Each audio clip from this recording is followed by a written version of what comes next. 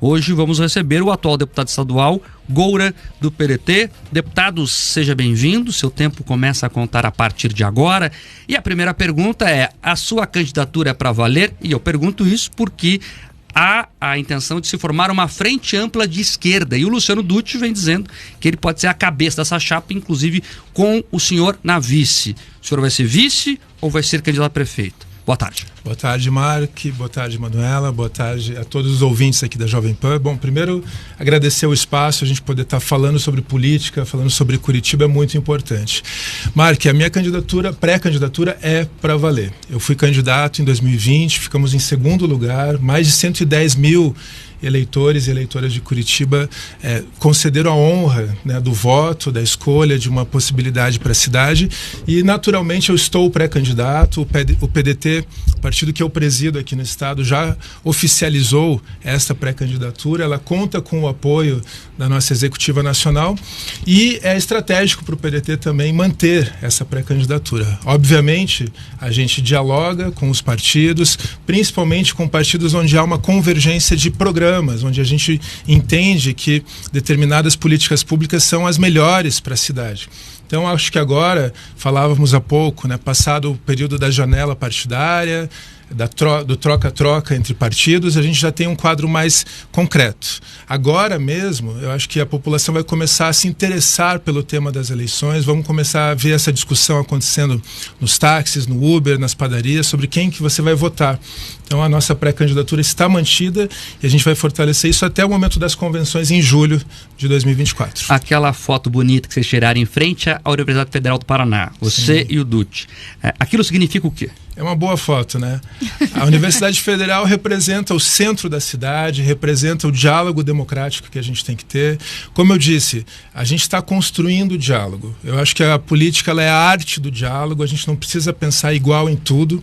A gente vai buscar, sim, convergências e alianças para apresentar para a população o melhor projeto. Nós temos um projeto, o PDT tem um projeto para Curitiba, o PDT já governou Curitiba com Jaime Lerner, com Gustavo Frutti, e agora nós estamos novamente apresentando propostas para a nossa cidade. Deputado, mas falando ainda dessas alianças políticas, se a aliança com o Luciano Dutti, que hoje se coloca como o principal nome da esquerda nesse mundo de polarização que a gente vive, mesmo assim a sua candidatura também, né, do espectro mais da esquerda é para valer? Existe espaço com alianças com outros partidos? Queria que você comentasse até que semana Sim. passada esteve em conversação com o Partido dos Trabalhadores, Sim. né? Esses 7 partidos estão dialogando, já não apenas só sobre Curitiba, mas sobre outros municípios, desde o ano passado. A gente está falando da Rede PSOL, a Federação PT, PCdoB, PV, PSB e o PDT, o partido que eu presido no estado inteiro. Então a gente está dialogando sobre Curitiba, sobre Londrina, sobre Foz do Iguaçu e existe sim essa construção. Agora, definições sobre isso são lá para frente. O que é fato agora eu posso afirmar aqui publicamente. Eu sou pré-candidato, a gente está discutindo a cidade e a gente entende que a democracia é o caminho do diálogo e da construção. Até uma olhada rápida, saindo um pouquinho desse universo da política de fato, né? Uma olhada rápida ali nas suas redes sociais, a gente vê que de fato o senhor é muito proativo ali naquele ambiente. Inclusive você postou recentemente que levou sugestões em relação à nova concessão do transporte coletivo de Curitiba ao BNDES, né? O que a gente pode esperar? Que tipo de sugestões foram levadas de fato até lá, né? E se a gente pode ou não falar em tarifa zero aqui para a capital? Deputado, me permita só fazer uma correção. Eu não apresentei a Ana Vaz, essa voz bonita que você está escutando agora. É a nossa jornalista aqui do Grupo RIC que nos acompanha nessa sabatina.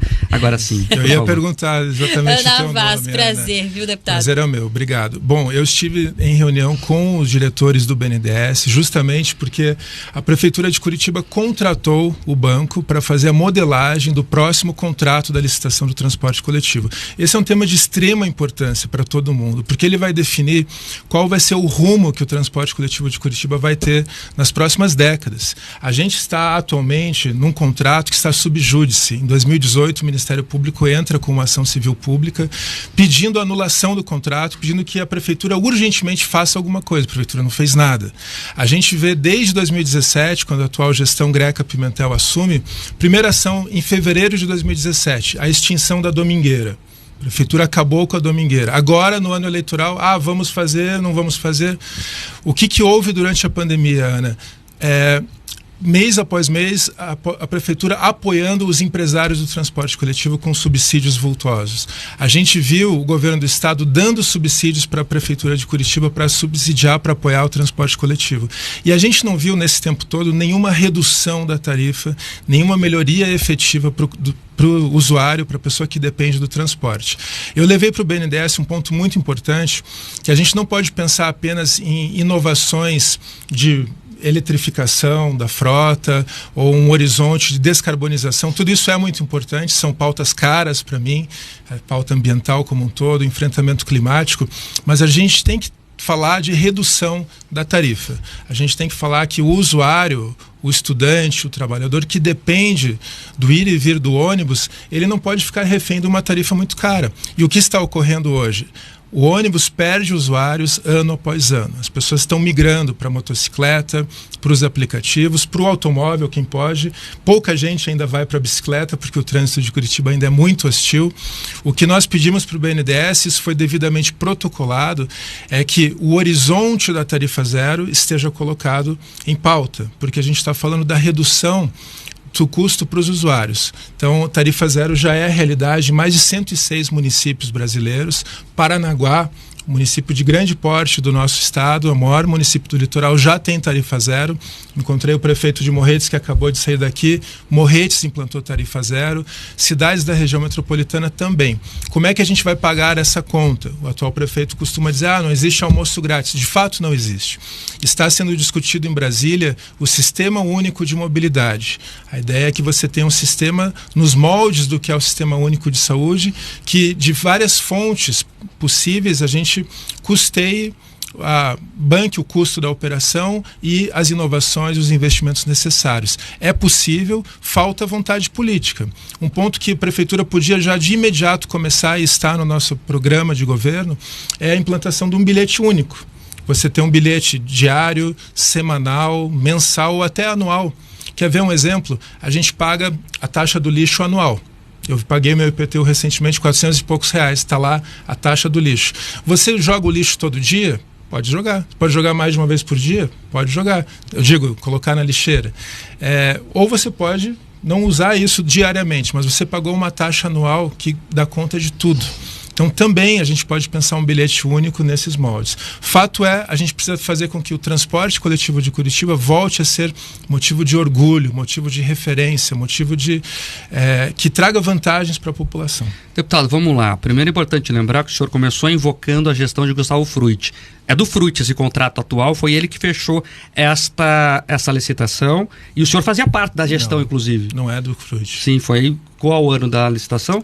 Não, a licitação de 2010. Não, mas era a gestão do Gustavo Frutti. Não, Gustavo Frutti é prefeito em 2012, ele é eleito, 2013, Quem 14, assina 15, o contrato 16. é o Gustavo Frutti. Não foi. Ele foi questionado ainda. Não, desculpa, eu divergi, Mark, mas o Gustavo assume um contrato firmado em 2010, na gestão Beto Richa. Então a gente tem uma sequência de fatos ali. Gustavo Frutti é duramente penalizado por uma briga política. Vamos falar aqui de subsídio. O governo do estado dá o subsídio na gestão Beto Richa e quando o prefeito é o Frutti, esse subsídio acaba. Quando o prefeito é o Greca, esse subsídio volta.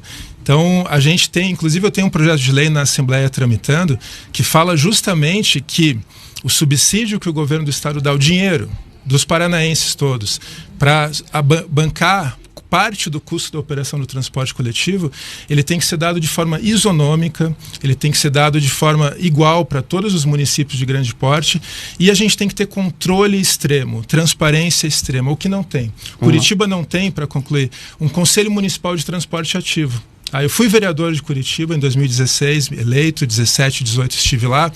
A gente brigou muito por isso. E a atual gestão não tem respeito nenhum à participação, à transparência, e a gente convive com essa falta de dados sobre o transporte e o que gera vários tipos de diagnósticos errados. Mas não foi o Frutti que assinou o contrato. Vamos trazer os dados, então. Segundo a Urbis, custa 1 bilhão por ano a tarifa zero. A tal tarifa zero que não é zero, né? Ela vai ser bancada com impostos. Sim.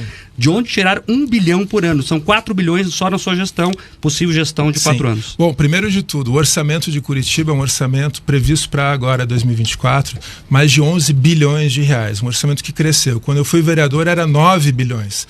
A população não cresceu tanto, os custos da cidade não cresceram tanto, mas o orçamento da cidade cresceu. Esse subsídio pode vir parte da prefeitura, parte do governo do estado, parte também do governo federal. A criação de um fundo de mobilidade que pode ser alimentado de diferentes formas vai fazer com que o horizonte da tarifa zero esteja mais próximo. A gente não está falando que isso é simples, a gente não está dizendo que vai ser uma coisa da noite para o dia. Exige, Mark, e aqui eu também trouxe para vocês, essa discussão que está em Brasília, do Sistema Único de Mobilidade. Obviamente, uma cidade do porte de Paranaguá, de Morretes, ela já consegue colocar no próprio orçamento da cidade. Agora, Curitiba implantando a redução da tarifa, a tarifa domingueira, mais barata ou zero. São Paulo fez a tarifa zero agora. Tá? A gente vai fazer com que as pessoas usufruam mais da cidade, as pessoas gastem mais o seu dinheiro, em vez de gastar no transporte coletivo, elas vão gastar no comércio, isso vai gerar ISS, isso vai gerar impostos, isso vai fazer a economia girar. Então, a gente acredita que é possível, sim, primeiro, reduzir a tarifa, atrair usuários para o transporte coletivo, melhorar a qualidade do transporte e, dessa forma, a gente trabalhar para o horizonte da tarifa zero ser cada vez mais próximo e mais tangível. Mas então é uma discussão que o senhor está tentando amadurecer. Não dá para prometer tarifa zero como pareceu no primeiro momento aqui. Não. O senhor vai implantar a tarifa zero ou não? Não, nós vamos estudar seriamente a possibilidade da tarifa zero, mas nós implantaremos sim a redução da tarifa, o bilhete único, as melhorias necessárias para que o transporte volte a atrair pessoas no seu dia a dia. Eu estava até dando uma olhada aqui, né, nos pontos que foram levados pelo deputado ao BNDES. A proposta de tarifa zero é para final de semana ou a ideia é todos os dias? A gente pode começar, eu falo assim, a tarifa zero nos domingos, para pessoas beneficiadas pelo Bolsa Família, para estudantes, em determinados trechos da cidade, em determinadas linhas, a gente pode começar a ter isso, né? Isso imediatamente. Atualmente, nós pagamos uma tarifa técnica por pessoa de mais de R$8. E não faz sentido o ônibus, assim, a gente vai ter um custo, o ônibus cheio ou o ônibus vazio. Então, tudo isso vai ser definido no novo contrato. Pensar que a gente vai pagar pelo quilômetro rodado e não por passageiro é uma forma. Pensar que a gente vai ter momentos onde a tarifa vai estar mais barata. E o ponto central, Manuela, a gente ter condições vantajosas para as pessoas, que as pessoas voltem a querer usar o ônibus. Você vai num ponto de ônibus em Curitiba, você não tem uma placa indicando qual que é a linha, onde é que eu tô, não existe nada. E essa é uma reclamação constante, além das baratas, do mau cheiro, da falta de limpeza. A gente está recebendo, como a Ana falou, muitas denúncias sobre o transporte coletivo da capital. A gente tem um terminal do Tatuquara que praticamente o povo do Tatuquara fala que não serve para nada, porque ele não conduz ao centro da cidade. Então tem inovações que podem acontecer se a gente colocar os usuários como centrais na discussão da cidade e não os empresários. É simples assim. A gente pensar que aquele que depende do transporte coletivo, ele tem que ter uma participação na escolha das decisões, na melhoria da gestão. Mas só aproveitando essa questão aí, mobilidade, a gente pode bom, né? pensar... A gente começa a falar desse tema, rende muito, inclusive. Importante. Mas existe alguma estratégia, talvez, voltada a novos modais, um pensamento mais amplo nesse sentido, candidato? A gente fala, Ana, assim, do conceito de mobilidade como serviço. Levei isso para o BNDES igualmente. Pensar que a cidade tem que oferecer vários modais para a população. E você ter um bilhete único, onde o transporte coletivo, no caso, o ônibus, está atrelado e conectado com um VLT, um possível veículo leve sobre trilhos, com um VLP sobre pneus, com o trolebus, com as bicicletas também, bicicletas compartilhadas e até mesmo com sistemas de táxi e aplicativos, bem como estacionamentos particulares, estacionamentos para você deixar o teu carro, isso já está conectado com o terminal, com o uso do ônibus, com o uso da bicicleta. ciclista. E tudo isso estar integrado. Isso seria de fato inteligente. Isso atrairia as pessoas para você usar. Isso já foi implantado em cidades como Lisboa, por exemplo. Lisboa implantou um cartão mensal, um cartão anual, e as pessoas integrado com outros modais. E isso faz com que o transporte volte a ser vantajoso. Então o conceito é mobilidade como serviço, a gente levou isso para o BNDES e vamos brigar para que isso esteja previsto no novo edital. Metrô. Está previsto na sua gestão ou não? Eu entendo, Mark, que o metrô, infelizmente, não houve uma continuidade dos estudos, das propostas. Eu acho que a grande Curitiba, e a gente tem que falar aqui de uma cidade metropolitana, né? A gente está falando de mais de 3 milhões de pessoas que vivem aqui nesse território. A gente tem que ter veículos de alta capacidade e o metrô deveria ser objeto dessa continuidade de estudo. Então eu sou favorável a que esses estudos aconteçam. São obras caras, obras que exigem muito investimento e não vai ser, obviamente, numa gestão de 4 anos. Mas algo tem que ser feito. O que não dá é ficar, como a gente está agora, 8 anos, onde o tema não foi sequer discutido, porque o prefeito disse que tem muito rios em Curitiba. Bom, como se Paris não tivesse rios, como se Moscou não tivesse rios. Então eu acho que falta vontade política, falta urbanismo para a atual gestão.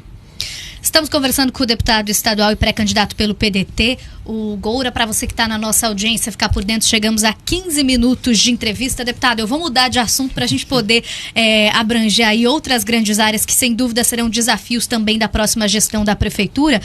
Agora, recentemente, nesse mês, nós estamos enfrentando um colapso no sistema de saúde aqui da cidade. O inverno ainda nem chegou, as unidades de saúde não estão dando conta do atendimento, tamanho o número de alta de casos aí de síndromes respiratórias. Temos o enfrentamento da dengue também. Existe uma dificuldade para que as vacinas cheguem à população. Então, queria entender, a gente tem uma grande quantidade de unidades de saúde hoje na cidade, mas como fazer para que elas consigam funcionar e atender toda essa demanda? Bom, são vários eixos, né? Primeiro a gente pensar o orçamento da saúde, a valorização dos profissionais, dos médicos, médicas, dos profissionais da enfermagem, e aqui vou falar de uma categoria que muitas vezes é esquecida, os agentes comunitários de saúde e agentes de controle de endemia. Curitiba tinha mais de 1.200 desses profissionais antes da atual gestão. Atualmente, a gente tem pouco mais de 500. Esses agentes fazem um trabalho essencial para o controle de doenças, para a gente fortalecer esse contato comunitário do agente de saúde com as famílias. Isso foi interrompido, assim como a estratégia da medicina de família. Então, são estratégias importantes para a prevenção, igualmente para a promoção da saúde. Então, nós, caso o povo de Curitiba entenda que devemos ter essa responsabilidade de assumir a prefeitura, vamos trabalhar para que os agentes de saúde, de controle de endemia, estejam fortalecidos numa gestão que trabalha com prevenção. A gente tem que trabalhar com os dados e não apenas correndo atrás de crises que vão surgir. A gente teve a crise da Covid, a gente teve o enfrentamento, agora a crise da dengue, mas a crise da dengue ela está ligada à falta de ações que não foram feitas antes e agora ações emergenciais. Um outro ponto que está se falando bastante em relação à saúde é que o uso de leitos de saúde para situações de traumas de trânsito, de acidente de trânsito. A gente tem que falar que Curitiba nós tivemos 166 óbitos no trânsito em 2022. É muita gente. A gente falar do trânsito é quase como não tem relação com a saúde? Tem diretamente relação com a saúde. Nós temos uma visão, inclusive aprovei uma lei na Assembleia que trata disso, da visão zero, ou seja, da morte zero no trânsito. A ideia é que temos que criar um trânsito seguro, onde ninguém fique ferido, onde ninguém morra. Isso já é realidade na Suécia, em diversas cidades e países do mundo, onde implantaram essa visão. Nova York é um exemplo. Como é que isso se traduz na prática? A gente fortalecer situações de acalmamento do trânsito, de melhorias para a infraestrutura de pedestres, de pessoas com deficiência, do uso da bicicleta com segurança. Atualmente isso não está presente do dia a dia da gestão. Vou dar um exemplo, Manuela. A atual gestão tem no orçamento de 2024 R$4 milhões para ciclovias apenas. 4 milhões para uma cidade da dimensão de Curitiba é ínfimo, é muito pouco. E a gente tem um potencial enorme para aumentar o uso da bicicleta, para criar... Hoje mesmo um ciclista morreu no Tatuquara, para criar um trânsito mais seguro e isso ter repercussões para a saúde, para o sistema de saúde.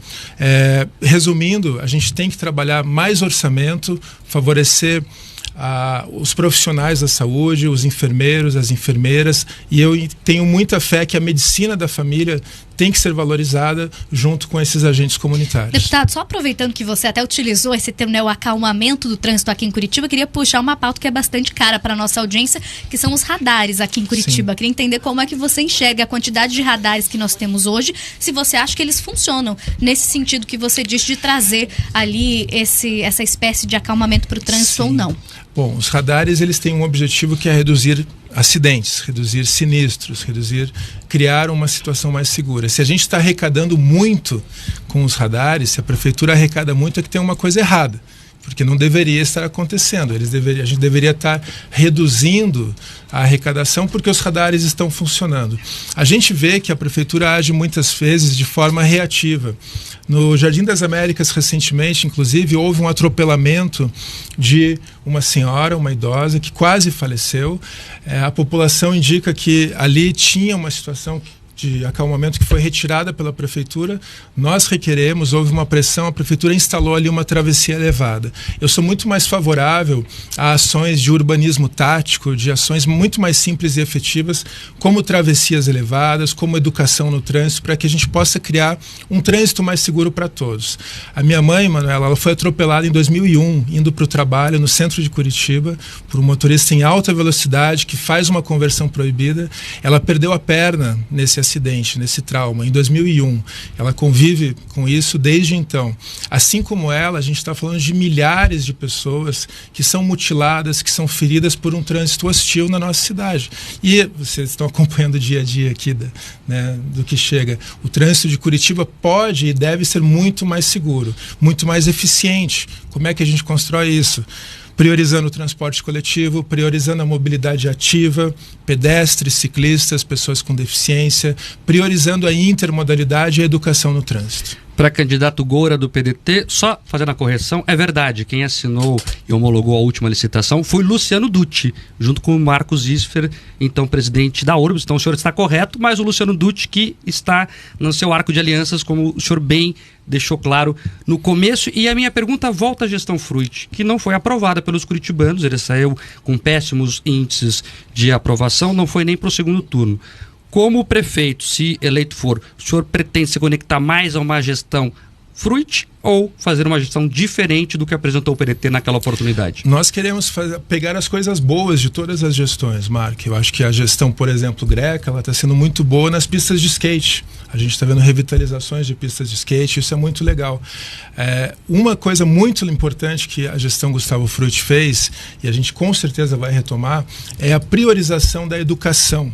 A priorização da educação pública, o projeto Equidade, que era um projeto que previa mais recursos públicos justamente em escolas, em áreas de maior vulnerabilidade, a educação em tempo integral, não apenas como uma medida vazia, mas com a valorização dos profissionais, das professoras, com melhorias de infraestrutura, são ações que a gente teve na gestão do Gustavo, que a gente com certeza vai retomar, porque isso já deu certo em Medellín, já deu certo em Bogotá, a cidade do Recife, a capital pernambucana, também está fazendo isso, que consiste em garantir mais recursos para escolas que estão em áreas de maior vulnerabilidade. A gente vai manter todas as coisas boas de todas as gestões, tá? Mas queremos que Curitiba seja uma cidade boa para todo mundo, não apenas para algumas pessoas. E ainda somos uma cidade bastante desigual. A cidade do Sítio Cercado, do Sabará, não é a mesma do Água Verde, do Batel, e a gente quer que toda a população de Curitiba tenha acesso